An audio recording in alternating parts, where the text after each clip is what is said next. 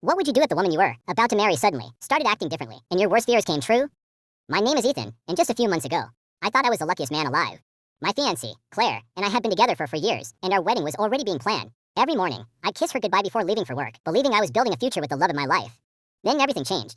At first, it was little things. Claire suddenly became protective of her phone. She smiled at messages but turned the screen away whenever I walked by. She started coming home later than usual and always had a different excuse. I kept telling myself I was overthinking it. After all, I trusted her. Then one Friday night, she looked me in the eyes and said, "I'm staying at my friend's house tonight. We have an important business meeting, and it'll be too late to come home." I smiled and told her to be safe. But the moment she walked out the door, something didn't sit right with me. Instead of ignoring my instincts, I called the friend she claimed she was visiting. She sounded confused. "What meeting? Claire isn't here." The moment I hung up, my heart started racing, because we had both agreed to use location sharing for safety. I checked her location. She wasn't anywhere near her friend's house. She was at an apartment complex across town. I drove there, hoping there was some explanation. Then I saw her. She got out of her car, laughing with her coworker, Daniel. They walked into the building together as if they didn't have a care in the world. I didn't yell. I didn't storm inside. I just stood there for a moment, realizing the woman I planned to marry had chosen someone else. I quietly documented what I observed in one home. The next morning, Claire walked through the front door and smiled. "The meeting went well," she said. I calmly placed the evidence on the table. She looked at it, then looked at me. She didn't have a single word to say.